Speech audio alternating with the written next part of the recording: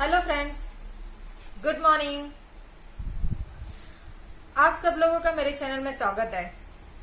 मैं Manisha Patil, cosmetologist, trichologist, international beauty therapist, founder and director of Manisha's cosmetic skin and hair care centre, Wakad, Pune. ये video में आज मैं आपसे बात करने वाली हूँ स्कैल्प सोराइसिस के बारे में। स्कैल्प सोराइसिस के बारे में काफी लोगों को पता नहीं रहता है कि ये क्या कंडीशंस है। जैसे कि काफी लोग बोलते हैं कि मेरे स्कैल्प में बहुत ज्यादा डैंड्रफ हो गया है और मैं काफी दिन से इसको ट्रीट कर रहा हूँ, काफी सारे ट्रीटमेंट्स ले रही हूँ और फिर भी ये डैंड्रफ नहीं जाता है। तो ये कंडीशंस में भी हो सकती है कि सोराइसिस हो। तो ये कंडीशंस जब आपको समझ में आती है कि काफी ज्यादा डैंड्रफ हो रहा है, ट्रीट नहीं हो पा रहा है, तो ऐसे में आपको कोई फिजिशियन या फिर इनसे सलाह लेनी चाहिए। स्कैल्प एक्सपर्ट, ट्राइकोलॉजिस्ट, इन लोगों से आपको सलाह लेनी जरूरी होती है। स्कैल्प सोराइसिस क्या रहता है, कैसे आता है, इसके बारे में अगर बात करें तो इसके आने का या कैसे होता है, ये क्या डिसीज है, इसके बारे में कोई भी रिसर्च अभी तक ऐसे फाइनलाइज नहीं हुआ है। कैसे होता है इसके बारे में कुछ भी पता नहीं है और क्यों होता है ये भी हम अच्छे से 100% से नहीं बोल सकते हैं। स्कैल्प सोराइसिस ये अगर बोले तो जेनेटिक्स है, घर में सबको होता है, तो वो अपने किड्स को भी होता है, ऐसे होता है, तो ये भी नहीं बोल सकते। कभी होता भी है, कभी नहीं भी होता है। तो सोराइसिस ये जो है ये एक कंडीशन है। इसमें अगर हम देखते हैं तो स्कैल्प में बहुत ज्यादा तरीके से डैंड्रफ हम लोगों को समझ में आता है। स्कैल्प की जो स्किन रहती है, जैसे कान के पीछे या फिर हेयर लाइन से टच होके जो स्किन रहती है, ये स्किन पिंकिश कलर की हम लोगों को दिखती है, गुलाबी कलर में ये हम लोगों को दिखाई देती है। और स्कैल्प में अगर हम देखें तो स्कैल्प में व्हाइट ऐसे एक या दो या हो सकते काफी ज्यादा भी पैचेस आपके स्कैल्प में दिखे। तो ये जो स्कैल्प में जो पैचेस होते हैं, इसके ऊपर की जो स्किन होती है बहुत ही ज्यादा ड्राई होती है और शाइनी रहती है, जैसे सिल्वर फ्लेक्स हम इसको बोल सकते हैं।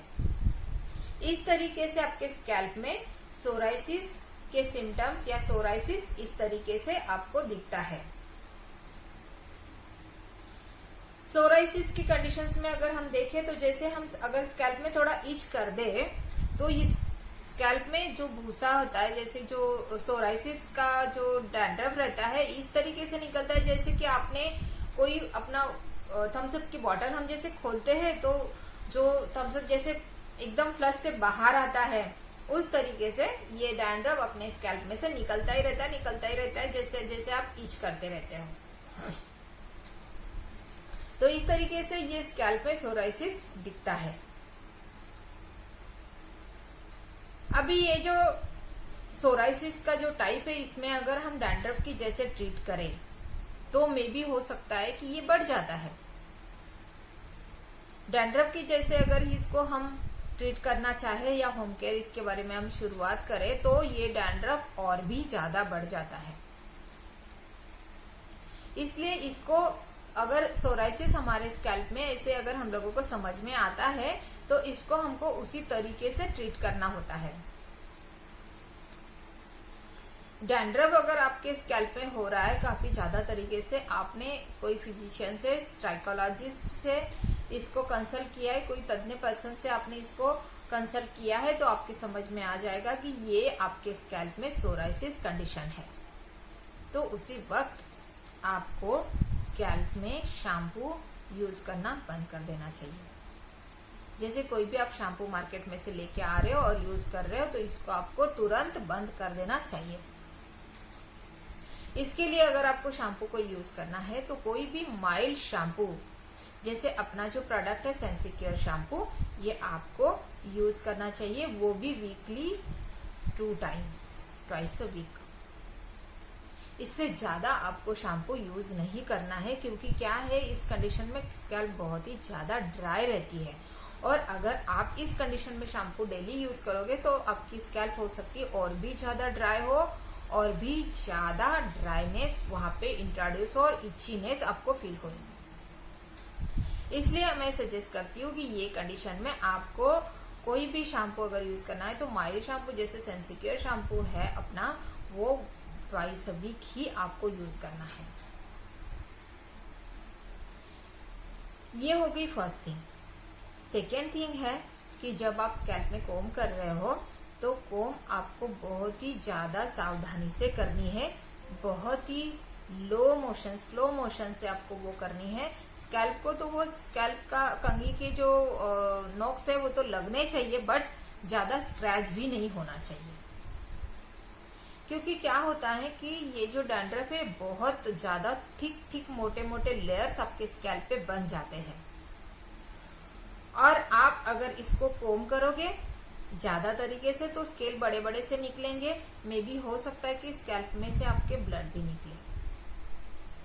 इसलिए आपको जब स्कैल्प में कोम करना है तो धीरे धीरे हल्के हल्के प्रेशर से और स्लो मोशन से आपको करना है।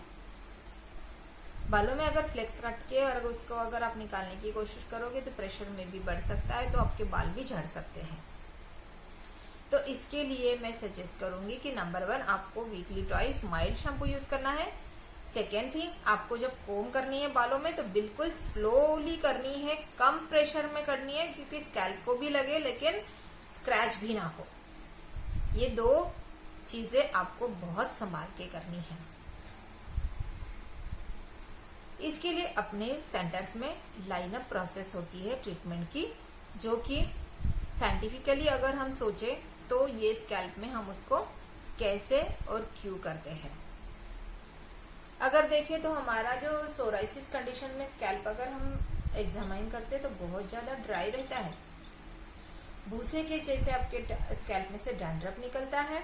तो ये कंडीशन में आपको स्कैल्प में जब काम करते हो तो ये ड्राइनेस पे काम करके ही, कंट्रोल करके ही आपको वो सोराइसिस कंडीशन को कंट्रोल करना होता है।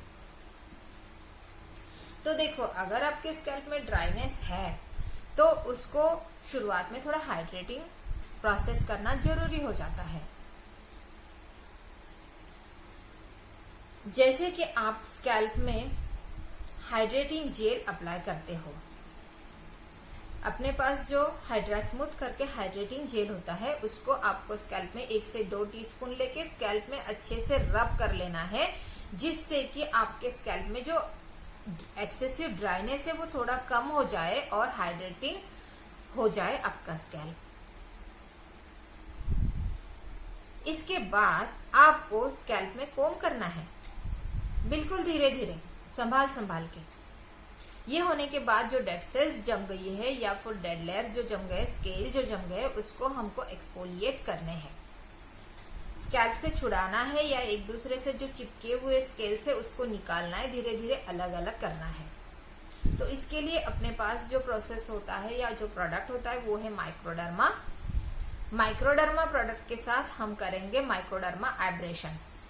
माइक्रोडर्मा ये प्रोडक्ट लेके एक पर्टिकुलर सॉल्यूशंस में उसको घोल के उसका घोल बनाना है, स्कैल्प में लगा के ब्रशिंग से हल्का हल्का प्लेटिंग आपको स्कैल्प में करना है, जिससे क्या होगा कि आपके स्कैल्प में जो डैंड्रफ का लेयर बन गया है, जो सोराइटिक कंडीशंस आपके स्कैल्प में बन गई है, उसको हम धीरे धीरे से निकालने की कोशिश करेंगे।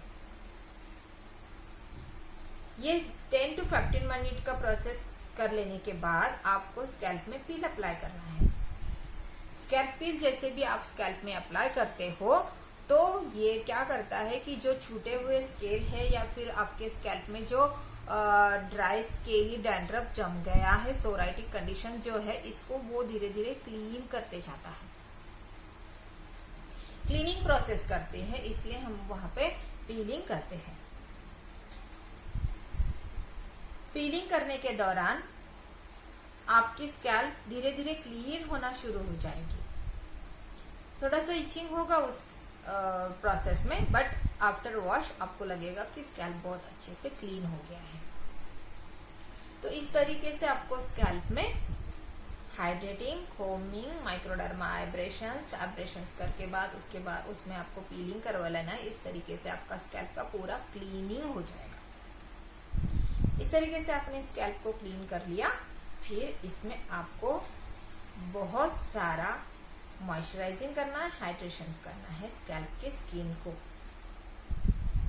तो इसके लिए अपने पास बहुत अच्छा प्रोडक्ट होता है, वो है सोडिया श्रिंक, और उसके साथ ट्राइको मॉइस्ट स्कैल्प मॉइस्चराइजर। ये दोनों प्रोडक्ट को लेके 2 टीस्पून सोडिया श्रिंक क्रीम, उसके बाद 2 टीस्पून ट्राइको मॉइस्ट मॉइस्चराइजर, ये दोनों को लेके घोल करके आपको स्कैल्प में अप्लाई कर लेना है।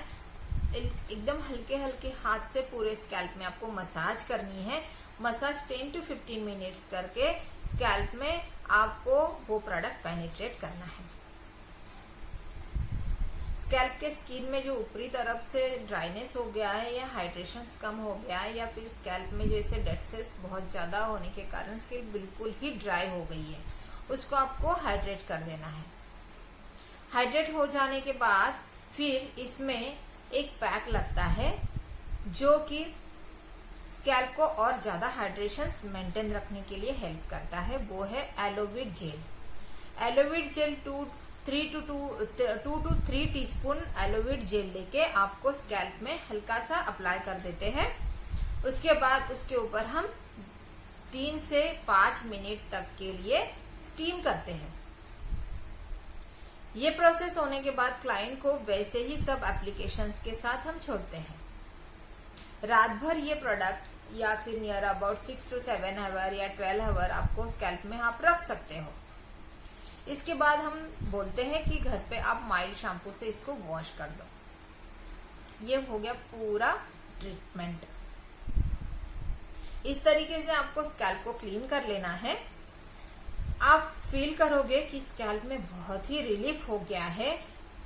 सोराइटिक कंडीशंस की जो क्लाइंट्स होते हैं वो बोलते हैं मैम इतना अच्छा लग रहा है, बिल्कुल भी इचिंग नहीं हो रहा है और स्कैल्प में बिल्कुल ठंडक पड़ गई है।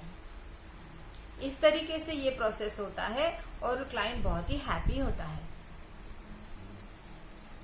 ये प्रोसेस होने के बाद जैसे एक बार करवा लिया तो नेक्स्ट सेशन तक तो वापस आ ही जाएगा। इसके लिए इसके साथ साथ हम लोगों को होम केयर करना भी उतना ही जरूरी होता है। अगर देखें तो ये स्केल दिन ब दिन बढ़ते ही है, तो इसको हम रोक तो नहीं सकते, बट इसको हम मैनेज कर सकते हैं। जो स्कैल्प में इचीनेस है या फिर बहुत ज्यादा जम जाना डैंड्रफ का, इसको हम कम कर सकते हैं। अभी इसके लिए होम केयर क्या करें? जैसे हमने देखा कि डे बाय डे स्कैल्प में ज्यादा केराटिन्स जम जाते हैं, डेड सेल्स बहुत ज्यादा जम जाती है, तो इसको हमको निकालना होता है। तो इसके लिए हमारे पास बहुत ही सुंदर प्रोडक्ट है केराडास्मूथ। केराटिन ये जो है ये डी केराटिन प्रोडक्ट्स ये जो है ये केराटिन्स को थोड़ी थोड़ी प्रोपोर्शंस में निकालते रहता है। जैसे कि समझो दिन ब दिन अगर आपके स्कैल्प में डेड सेल जम ही रही है, हमको समझ में आ रहा है, तो डे बाय डे हम इसको क्या करेंगे, निकालेंगे। तो इसका लगाने का तरीका कैसे है? 1 टीस्पून रुपदा प्लस ले लिया, 2 to 3 teaspoon D keratin product ले लिया, इसको अच्छे से मिला लिया, घोल बना लिया, इसमें 1 टीस्पून पानी भी ऐड कर दिया। ये पूरा घोल बन जाने के बाद आपको स्कैल्प में पार्टीशन करके इसको अप्लाई कर लेना है और फिंगर टिप से हल्के हल्के से इसको रब करना है। इस तरीके से आपको ये स्कैल्प में प्रोडक्ट अप्लाई करके इसको 1 आवर के लिए वैसे ही रखना है। 1.5 आवर आपको उसको कॉन्टैक्ट पीरियड देना ही देना है। ये हो जाने के बाद इसको आपको प्लेन वाटर से वॉश करना है। जैसे भी आप इसको प्लेन वाटर से वॉश कर दोगे, आप फील करोगे कि मेरा जो स्कैल्प है बहुत अच्छे तरीके से क्लीन लग रहा है। ये डेली केयर हो गया आपका। फिर इसके बाद आपको जिस तरीके से आपने डेड सेल्स तो निकाल लिए, क्लीनिंग तो कर ली है, बट इसके साथ साथ आपको मॉइस्चराइजिंग भी मेंटेन करनी है। स्कैल्प का मॉइस्चर, स्कैल्प का हाइड्रेशन, ये सारी चीजें आपको घर पे भी मेंटेन करनी है। तो इसके लिए क्या करना है, अपने पास जो प्रोडक्ट है स्कैल्प मॉइस्चराइजर ट्रैकोमॉइस्ट, इसको आपको 2 टीस्पून ले लो, 1 टीस्पून पानी ऐड करो, या फिर नहीं भी किया तो भी उसका थिकनेस उतना रहता है कि आप आराम से उसको अप्लाई कर सकते हो। स्कैल्प में अप्लाई कर लिया, नहाने के बाद स्कैल्प में अप्लाई कर लिया, फिर हल्के हल्के उसके ऊपर आपने कोम कर लिया। जिस तरीके से आपने उसके ऊपर कोम कर लिया वो अच्छे से आपके स्कैल्प में पूरा स्प्रेड भी हो गया और स्कैल्प में आपको मॉइस्चराइजिंग भी मिल गया, जैसे भी आपने कोम किया इसके ऊपर। तो फिर ये पूरे दिन आपको स्कैल्प में ऐसे ही रहेगा, इचीनेस आपका नहीं होगा, स्कैल्प में मॉइस्चराइजिंग रहेगा। स्कैल्प में थोड़ा हाइड्रेशन होने के कारण क्या होगा कि आपको स्कैल्प में इचीनेस फील नहीं होगा। फिर जब शाम में हम घर पे लौटते हैं तो उस वक्त वापस आपको स्कैल्प में हाइड्रेशन देना जरूरी हो जाता है, क्योंकि पूरे दिन में ये प्रोडक्ट लगा हुआ रहता है, फिर भी स्कैल्प ड्राई हो जाती है। फिर इसको हमको क्या करना होता है, तो इसमें हम लोगों को यूज करना रहता है 2 teaspoon psoria shrink cream. 2 teaspoon psoria shrink cream ले लिया, उसमें 1 टीस्पून वाटर ऐड करके उसका घोल मिला लिया और इसको हमने पार्टीशन कर करके साइड बाय साइड पार्टीशंस लेके स्कैल्प में अच्छे से अप्लाई कर लिया। ये रात भर ऐसे ही रहेगा। अप्लाई करने के बाद इसमें हल्का हल्का सा कोम हमने वापस कर लिया, साइंटिफिक कोमिंग जैसे हम बोलते हैं उसको, साइंटिफिक कोमिंग कर ली। फिर ये प्रोडक्ट हमारे स्कैल्प में रात भर रहेगा। सवेरे वापस इसको हम क्लीन करना है। अगर आप ट्वाइस अ वीक इसको यूज कर रहे हैं तो शैम्पू से आप यूज करोगे। शैम्पू के व्यतिरिक्त डेज में आपको जो स्कैल्प क्लीन करना है वो केराटिस्मूथ, डी केराटिस्मूथ और रूपदा प्लस का घोल लगा के, इस तरीके से आपको स्कैल्प घर पे डेली केयर करना है। तो दिन भर या रात भर दोनों टाइम आपके स्कैल्प में मॉइस्चराइजर रहेगा। डी केराटिन आप प्रोडक्ट यूज करोगे तो उससे आपके स्कैल्प में जो केराटिन जम जाते हैं, डेड सेल्स जम जाते हैं, वो डेली निकलते जाएंगे और स्कैल्प आपका सिल्की स्मूथ रहेगा। तो आपके स्कैल्प में इचिंग प्रॉब्लम नहीं होगा, डेड सेल्स काफी ज्यादा जम नहीं पाएगी और स्कैल्प मेंटेन रहेगा। इसके लिए ये जो ट्रीटमेंट है इसकी फ्रीक्वेंसी भी फिक्स रहती है। इस फ्रीक्वेंसी के साथ आपको सेंटर में आके स्कैल्प को क्लीन करना होता है और होम केयर प्रॉपरली करना होता है। तो आप ये स्कैल्प इचिंग से या स्कैल्प में जो बिल्कुल भी आप सह नहीं पाते उतना जो इचिंग होता है, इससे आपको रिलीफ मिल जाएगा। तो इस तरीके से हम सेंटर्स में सोराइटिक स्कैल्प में कंसल्टिंग करके होम केयर प्रॉपर करते हैं और ट्रीटमेंट भी लाइन अप कर देते हैं।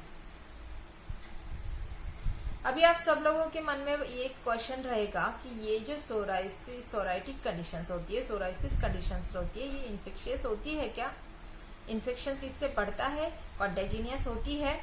तो इसके बारे में आपसे मैं बात करना चाहूंगी कि ये जो कंडीशन है स्कैल्प की, ये इन्फेक्शियस नहीं रहती है।